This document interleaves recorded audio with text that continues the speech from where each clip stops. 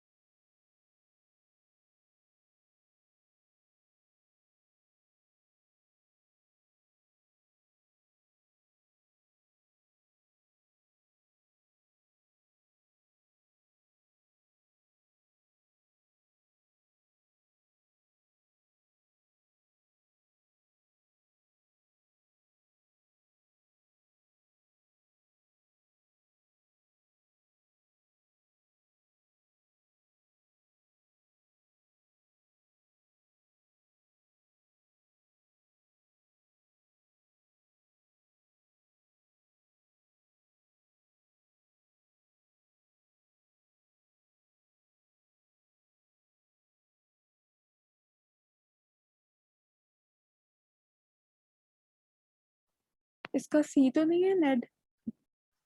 Okay let's solve. सारा कर लिया? हाँ कर लिए। सेम आंसर है? हाँ हाँ वही है, नेड है। ओके सो कहते हैं 4 friends in the 6th grade were sharing a pizza। इतनी वैसे कोई केयरिंग करता नहीं है बट लेट्स कर लें चलो। They decided that the oldest friend would get the extra piece। वैसे तो छोटे को मिलना चाहिए बट अच्छा। Randy is 2 months older than Greg। अच्छा ग्रेग ये है और रैंडी उसे थोड़ा 2 महीने बड़ा है। अच्छा और उन्होंने कहा older than Greg, Greg who is 3 months younger than Ned. अच्छा सही है, यानी कि ग्रेग जो है वो नेड से 3 महीने छोटा है और रैंडी से 2 महीने बड़ा है, यानी कि ग्रेग रैंडी से 2 महीने छोटा है और नेड से 3 महीने छोटा है, यानी कि नेड रैंडी से भी बड़ा है। Kent is 1 month older than Greg। अच्छा अब Kent is 1 month older, so Randy was 2 months older, Ned was 3 months older and Kent was 1 month older।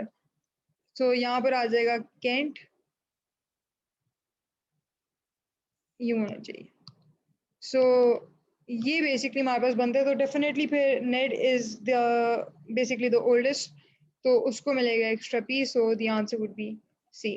so then again this Mariam, was हाँ आप बताओगे कि केंट को कैसे प्लेस किया आपने? क्योंकि उन्होंने मैंने कहा है ना कि केंट इज 1 month ओल्डर, तो केंट उससे 1 महीना बड़ा है, ठीक है, और नेट जो है वो उससे 3 महीने बड़ा है और तो रैंडी उससे मतलब 2 कि महीने बड़ा है। हाँ, केंट जो है वो रैंडी से नहीं, रैंडी जो है वो केंट से 1 मंथ बड़ा है ना? रैंडी के हाँ हाँ यही ओके मतलब है। गुड।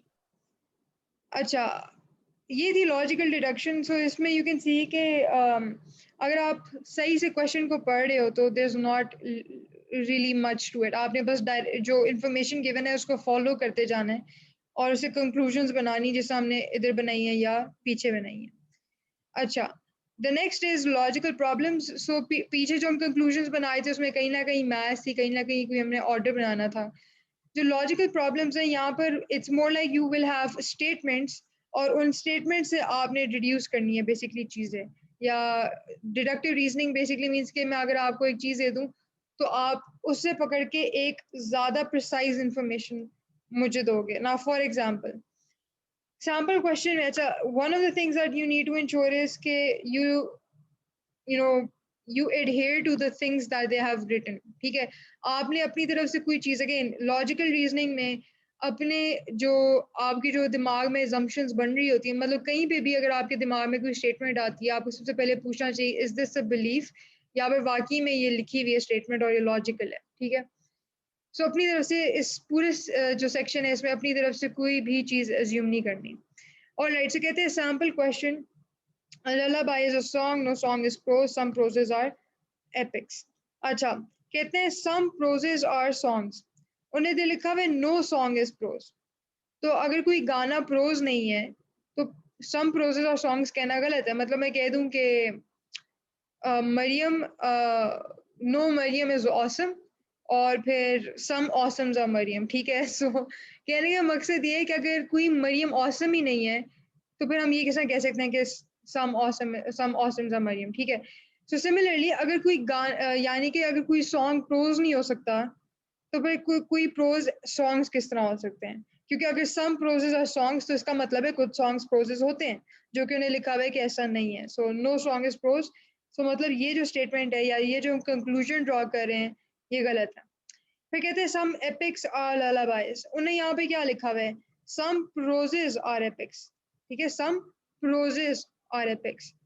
अब ललाबाई इज अ सॉन्ग और कोई गाना जो है वो प्रोज नहीं होता और यहाँ पे लिखा है some proses are epics, right.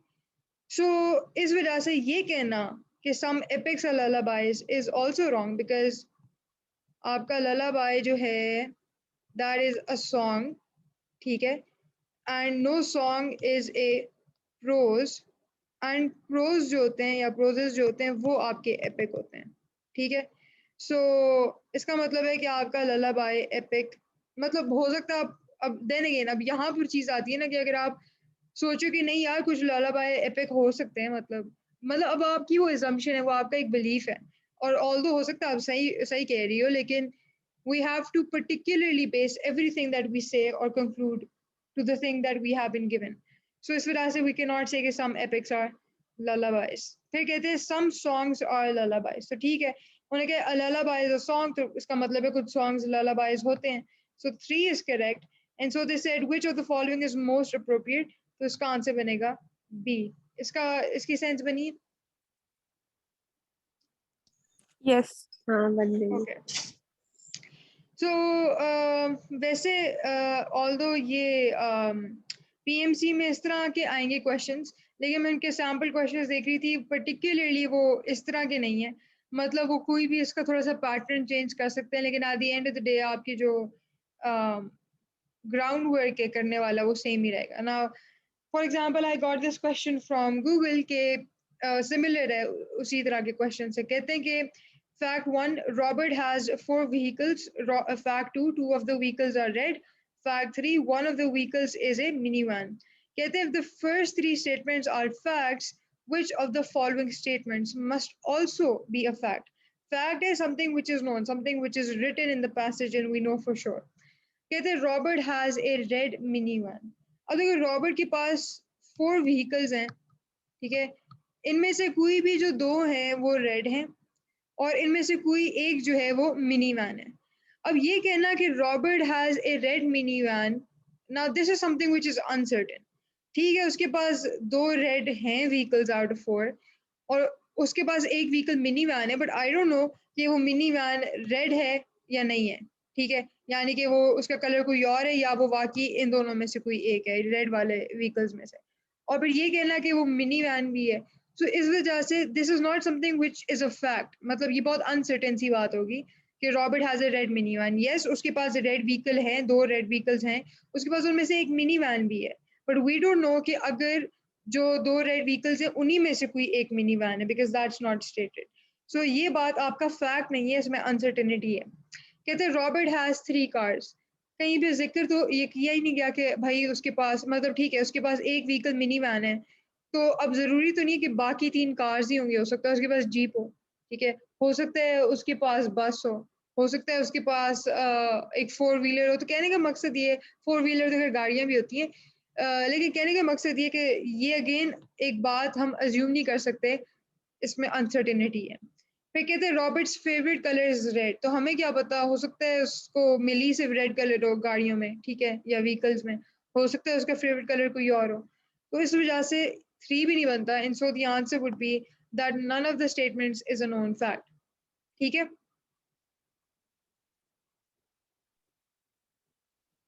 हाँ तो बेसिकली कहने का मकसद ये कि इसके अंदर you have to stick to whatever they have given to you. अपनी तरफ से अज्यूम नहीं करनी बातें. ओके, अब हम एक और क्वेश्चन की तरफ चलते हैं. कहते हैं ऑल हैट्स हैव ब्रिम्स. एक second. All right. All hats have brims. 3 are black hats. Sorry, there are black hats and blue hats. Baseball caps are hats. If the first 3 statements are facts, which of the following statements must also be a fact? All caps have brims. अच्छा, देखो उन्होंने कहा कि जितनी भी hats होती हैं ना उनकी brims होती हैं. ठीक है, हमारे पास कुछ black हैं, कुछ हमारे पास blue हैं. इसके अलावा उन्होंने कहा है कि आपकी जो बेसबॉल कैप्स होती हैं दे आर हैट्स. अच्छा, अब वो कह रहे हैं कि ऑल कैप्स हैव ब्रिम्स. अब हमें क्या बात, मतलब हमें क्या फैक्ट गिवन है, हमें बताया गया है कि ऑल हैट्स हैव ब्रिम्स, और हमने बेसबॉल कैप्स को तो क्लासिफाई किया है as hats. We did not say कि ऑल कैप्स आर हैट्स. अगर हम ये कह देते कि सारी कैप्स हैट्स होती हैं, तो हमें पता है कि सारी हैट्स फिर उनके पास ब्रिम भी होती है, तो मतलब सब कैप्स के पास ब्रिम भी होगी. ठीक है, बट यहाँ पर गिवन क्या है फैक्ट कि बेसबॉल कैप्स आर हैट्स.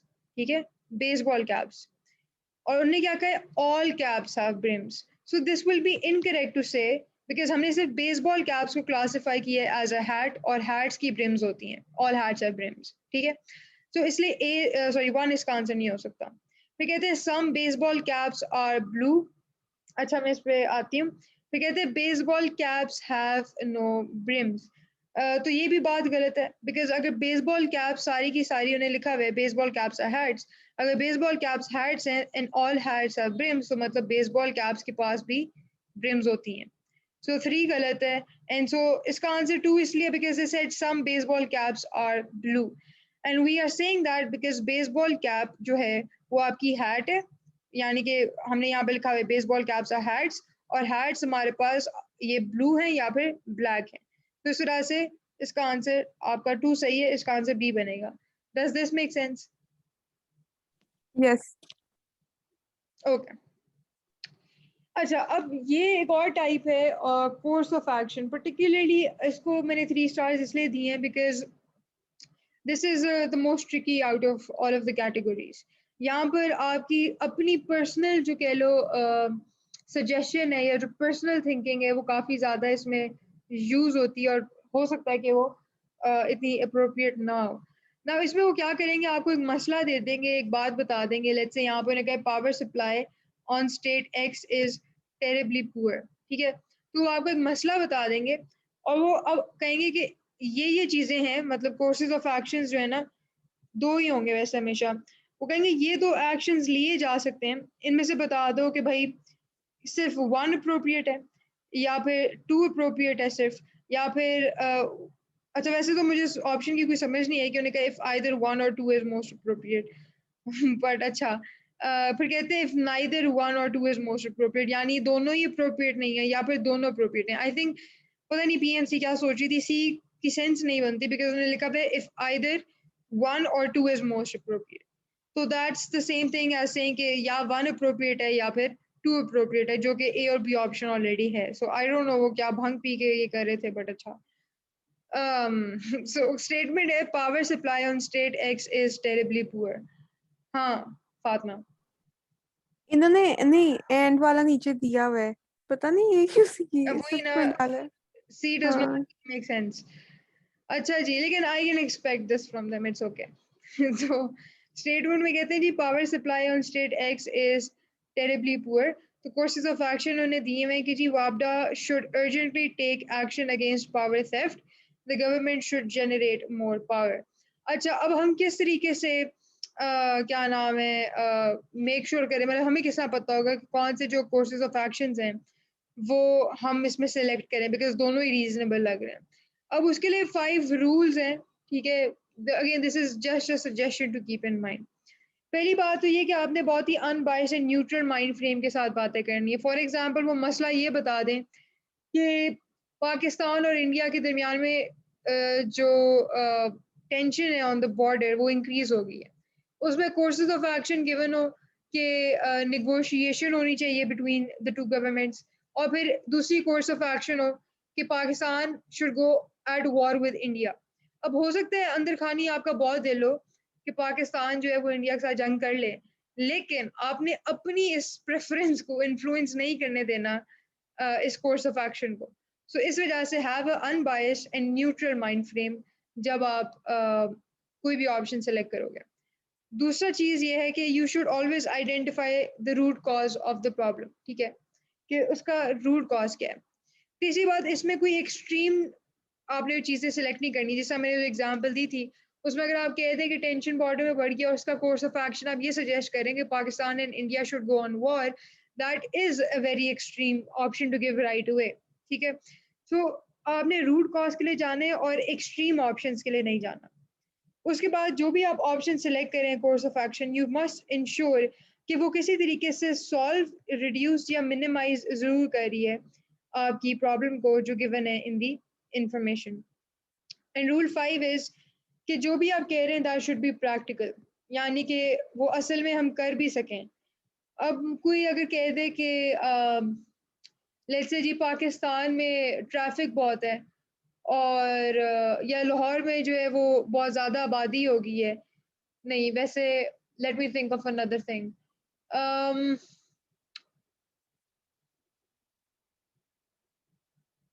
अच्छा वैसे अच्छा है लेकिन कहने का मकसद है नीड्स टू बी प्रैक्टिकल। अगर पता नहीं मेरे जहन में why do I always get the same example, वो बेबीज वाली, बट कहने का मकसद ये है कि it has to be practical. मतलब अगर मैं कह दूं कि पाकिस्तान जो है मुझे उसका कैपिटल नहीं पसंद, उसका कैपिटल लंदन बना दो, अगर लोग कहेंगे भाई हमें इस्लामाबाद नहीं पसंद, we should change the capital, और कोई बंदा आगे कहे कि पाकिस्तान का कैपिटल शुड बी लंदन, अब that is obviously something which is not practical, it is not logically possible. तो वो कभी भी आंसर या कोर्स ऑफ एक्शन ठीक नहीं होगा। सो रिमेंबर कि आपका course of action must be practical. अब वो हो सकता है कोई एस्टैब्लिश फैक्ट हो सकता है वो लॉजिकली पॉसिबल हो सकता है आपको पता है कि ये प्रैक्टिकल है बिकॉज पास्ट में ये हो चुका है, आपकी एक्सपीरियंस आपको पता है कि this can be done. So things that cannot be done, which are not practical, we won't select them. ठीक है? So root cause हो, किसी ना किसी तरीके से उस प्रॉब्लम को रिड्यूस, मिनिमाइज या सॉल्व कर रहा हो। एक्सट्रीम इसमें कुछ नहीं होना चाहिए, प्रैक्टिकल होना चाहिए, and you should have a neutral mind frame. अब कहते हैं जी power supply on state X is terribly poor. अब दो कोर्सेज ऑफ एक्शन है, वापडा should urgently take action against power theft. अब पर्सनली मतलब बिकॉज आई सेड कि ये इसमें आपकी अपनी सजेशन आ जाती है, आई डू थिंक कि वन इज अप्रोप्रिएट, ठीक है, कि पावर थेफ्ट को रोकना चाहिए बिकॉज वहाँ से जो आपका पावर सप्लाई जा रहा होता है, मतलब जो घरों में जा रहा होता है, वो वाकई में इस वजह से इफेक्ट होता है। लेकिन I think this said power supply in state X is terribly poor, power supply is poor. अब ये अगेन आई हैव, हाँ Fatima, I have doubts on one. हाँ, ये देखो, गवर्नमेंट जो होती है वो एक कंट्री की होती है, मतलब Hmm. मैं सेकंड पॉइंट एक्सप्लेन कर रही हूँ, और स्टेट जो होता है वो कंट्री के अंदर होता है ना। Mm-hmm. तो उससे भी रिलेट कर सकते हैं कि वापडा जो है वो स्टेट का होता है, नहीं सॉरी। वापडा ओवरऑल हाँ पूरे हाँ, पाकिस्तान में ही काम हाँ, है। मतलब अब पूरे पाकिस्तान का एक नहीं होता, लेकिन मतलब हर जगह होता है जैसे, है ना। हम्म। अच्छा तो अब इस हाँ, क्योंकि इसमें उन्होंने कहा ना कि power supply is terribly poor, यानी पावर आ ही नहीं रही उस सिटी में, लेट्स से इनफ पावर नहीं आ रही। तो टू का तो मुझे डाउट नहीं है, मतलब it is a reasonable suggestion कि the government should generate more power, ये तो रीजनेबल है, ये appropriate suggestion. I am just thinking about one कि जब वो कहते हैं वापडा should urgently take action against power theft, तो आई डोंट थिंक उसका ताल्लुक एक सिटी की पावर सप्लाई से, मतलब घरों में से तो हो सकती है आपकी, बल्कि आई do think one is also, it's also one सही लगता है मुझे। क्योंकि वो जब ट्रांसमिशन लाइंस आ भी रही होती हैं तो वहां से भी की हम्म, जा सकती है पावर थेफ्ट। हम्म, हाँ, वैसे मुझे जो है वन ठीक लग रहा है, सेकंड नहीं ठीक लग रहा। वो सेकंड ठीक मुझे नहीं लगा। मतलब नहीं, क्योंकि इसमें देखो एक स्टेट में का मसला है, तो पूरी गवर्नमेंट कैसे कंट्री की ज्यादा जनरेट करे पावर, वो इससे कैसे फर्क नहीं पड़ेगा। नहीं, गवर्नमेंट तो फिर अब हर इलाके के ऊपर वो है ना, मतलब उसको तो हर इलाके का ध्यान रखना है। अच्छा। हम्म। Government should generate more power, यानी कि उसको ज़्यादा पावर हाउसेस बनाने चाहिए, ये एक प्रैक्टिकल सजेशन तो है। और बिकॉज हम पास्ट में हम मतलब विद एक्सपीरियंस वी नो कि हम ज़्यादा पावर जनरेट कर सकते हैं। इसके अलावा इट इज़ ऑल्सो अनबायस्ड, ठीक है, और इट रूट कॉज, अब हम यानी it can be a root cause कि अगर पावर सप्लाई कम जा रही है तो हो सकता है कि आप पावर ही इतनी जनरेट नहीं कर रहे इन द फर्स्ट प्लेस, या हो सकता है पावर जनरेट हो रही है लेकिन पावर थेफ्ट हो रही है। And this thing does solve और at least reduce the problem which is के पावर सप्लाई आपकी टेरिबली पुअर है। यस फातिमा। इस स्टेटमेंट का मतलब क्या है कि power supply on state X is terribly poor, ये जो मतलब गवर्नमेंट वाली है, अच्छा पावर नहीं सप्लाई का नहीं, स्टेटमेंट, मतलब है हाँ। कि लेट्स से लाहौर में जो है वो जो बिजली है वो बहुत कम, यानी पावर सप्लाई बहुत पुअर इन द सेंस के बहुत ज्यादा लोड शेडिंग होती है या फिर अच्छा। नहीं आती। सो आई थिंक वन हाँ, एंड, फिर हो सकता है, हाँ, फिर टू हो सकता है। तो अगर वन एंड टू दोनों में लग रहा है, so the answer would be both one and two are most appropriate. अब इसके कुछ एग्जांपल्स हैं और कर लेते हैं। जैसा कहते हैं a large number of people in ward X of the city are diagnosed to be suffering from a fatal malaria type. Course of action: the city municipal authority should take immediate steps to carry out extensive uh, fumigation in ward X. अच्छा, I think ये insecticide वाली बात कर रहे हैं। The people in the area should be advised to take steps फिर रख के जा। हैं and the people in the area should be advised to take steps to avoid mosquito bites. तो अब प्रॉब्लम क्या है कि वार्ड एक्स के अंदर जो है वो बहुत ज़्यादा मलेरिया एक फेटल मलेरिया टाइप के बहुत सारे लोग डायग्नोज हो रहे हैं. सो अगर वो वहाँ पर फ्यूमिगेशन करते हैं, यानी आई थिंक कि फ्यूमिगेशन मीन्स के वो जो स्प्रे होता है अगर वो करते हैं तो उससे डेफिनेटली क्या होगा कि वो जो आपका हमें पता है मलेरिया इज़ वो बेसिकली वो एक पैरासाइट से कॉज होता है जो कि एक मॉस्किटो लेके घूम रहा होता है. सो आई थिंक उसको एनोफिल्स फीमेल मॉस्किटो कहते हैं, पता नहीं क्या. But anopheles. हाँ वही वही. सो अगर हम फ्यूमिगेशन करते हैं, अगर हम इंसेक्टिसाइड यूज करते हैं, so we can basically kill the mosquitoes in the world, तो फिर और लोगों को ये बीमारी नहीं होगी. सो the thing is, does this seem like a practical suggestion? और क्या इसे पहले तो आपने देखना है कि भाई ये एक्सट्रीम तो नहीं है, तो this is not an extreme suggestion. Is this a practical suggestion कि आप वो स्प्रे करो? तो I do think it's practical. तीसरी चीज आपने अपने आप से पूछनी है कि is this going to reduce minimize the issue at hand? तो वो ऑब्वियसली जो मलेरिया की इन्फेक्शन और लोगों को लगनी है वो उसको रिड्यूस करेगा. सो this will reduce the number of people जो वार्ड में आ रहे हैं. सो आई डू थिंक ये 1 भी ठीक है. और 2 में वो कहते हैं the people in the area should be advise to take steps to avoid mosquito bites. So again, this is a practical suggestion. This can reduce the fact that large number of people are coming in ward X suffering from fatal malaria type. और तीसरी चीज क्या थी हमारी कि extreme नहीं है, solve reduce minimise और प्रैक्टिकल होना चाहिए, रूट कॉज हो. सो मेरे ख्याल में 1 and 2 अगेन इनके दोनों आंसर्स बनते हैं. सो आई वुड से ई. यस फातिमा. ये वार्ड एक्स क्या है ऑफ द सिटी? लाइक कोई हॉस्पिटल नहीं, मतलब हॉस्पिटल के अंदर एक वार्ड है. अच्छा. और उधर लेकिन हॉस्पिटल के अंदर वार्ड जो उसके अंदर क्या लोग रह रहे हैं? आ रहे होंगे ना वार्ड एक्स के अंदर. नहीं मतलब मुझे अच्छा.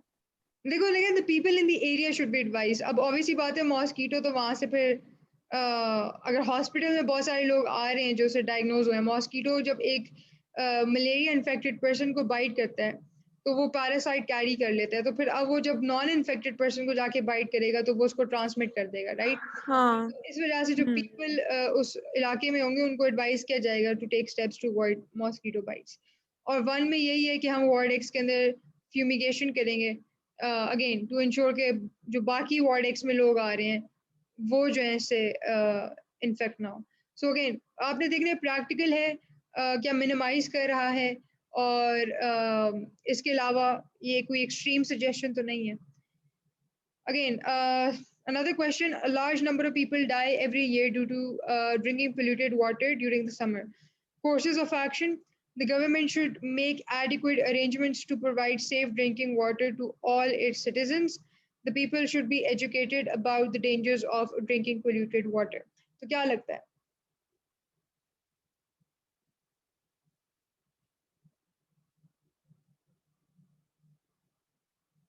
इन द समर से क्या मतलब? मतलब कि गर्मियों के अंदर. हाँ वो तो पता है, लेकिन गर्मियों में ही क्यों? अच्छा सवाल है, गर्मियों में क्यों? होगा किसी वजह से. क्योंकि सर्दियों में पानी फ्रीज होते हैं. हाँ, और गर्मियों में आई थिंक वो हो सकता है ग्लेशियर्स मेल्ट हो रहे हैं तो उसके साथ भी हाँ. पोल्यूटेड वाटर आ रहा.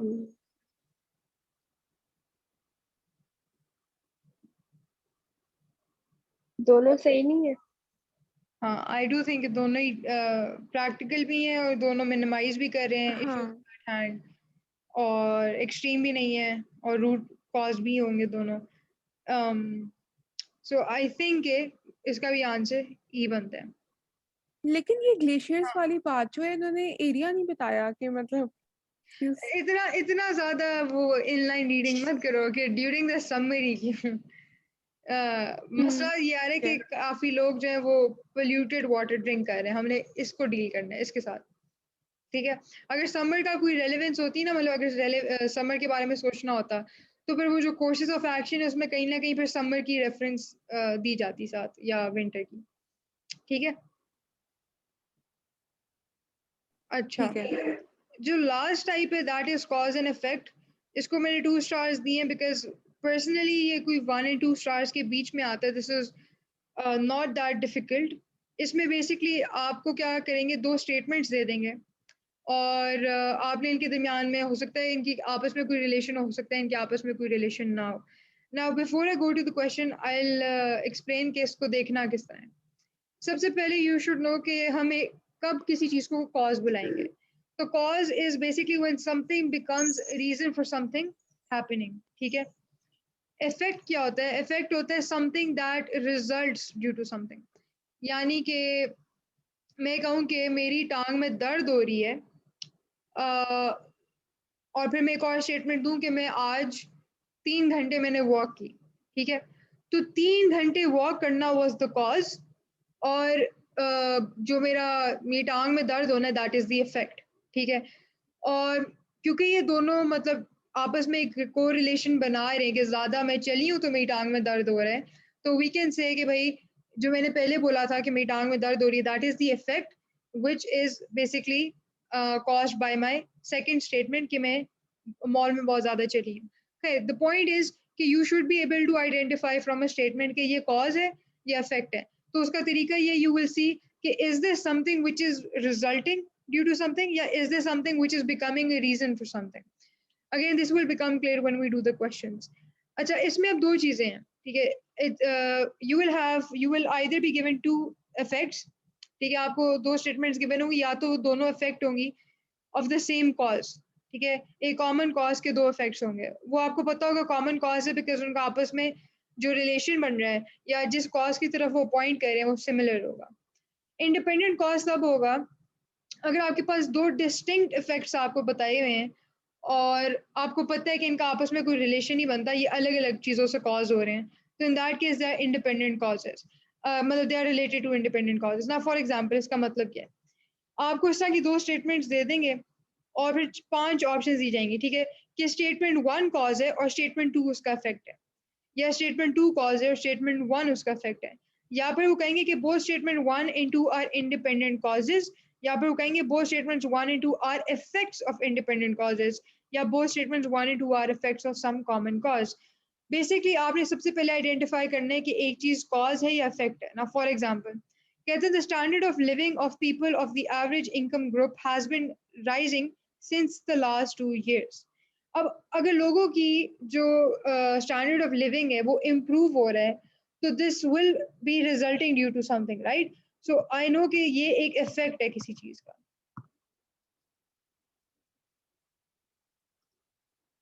यप, वो इफेक्ट है उस चीज का. और अगर वो कह रहे हैं Pakistani economy has been showing a significant growth, तो this can become a cause due to different things. ठीक है. ये इफेक्ट भी हो सकता है, मतलब हो सकता है कि इकोनॉमी क्यों इम्प्रूव कर रही है उसके पीछे रीजंस हो सकते हैं, but this seems more like a cause कि पाकिस्तान की इकोनॉमी इम्प्रूव हो रही है इस वजह से फलाना फलाना फलाना होगा. ठीक है. नाउ फॉर एग्जांपल अच्छा, अब आपने ये चीज सोचनी है. हाँ फातिमा. भैया आप थोड़ा स्टेटमेंट्स को एक्सप्लेन करोगे कि पाकिस्तानी इकोनॉमी से क्या मतलब और इनकम से क्या. यानी कि पाकिस्तान की इकोनॉमी इम्प्रूव कर रही है. लेट्स से पाकिस्तान जो है अभी $1 is equal to almost 161 rupees. Hmm. तो पाकिस्तान की अगर इकोनॉमी इम्प्रूव करेगी तो आपकी कह लो $1 इक्वल टू 100 रुपीज हो जाए, तो इसका मतलब आपकी इकोनॉमी ने इम्प्रूव किया काफी ज्यादा. सो इसकी वजह अच्छा से वो मतलब ज्यादा पे मतलब लोग ज्यादा कमा रहे हैं. नहीं, पे नहीं, इट्स मोर लाइक कि आपका रुपी स्ट्रांग हो गया ज्यादा इंटरनेशनल अच्छा. मार्केट में. तो मतलब पहले और जो चीज हाँ. आप इंपोर्ट कर रहे थे और आपको लेट से उसके 200 रुपए देने थे, अब आपको सिर्फ लेट से उसके 100 रुपीज देने पड़ रहे हैं. हम्म. तो दूसरा और उन्होंने कहा कि हाँ. हाँ, उन्होंने कहा the standard of living of people of the average income group has been rising since the last 2 years. यानी कि लोगों का रहना सहना, यानी वो किस तरह की फैसिलिटीज यूज करते हैं, किस तरह के घरों में रहते हैं, ये सारी चीजें जो है वो इम्प्रूव कर रही है for an average income group.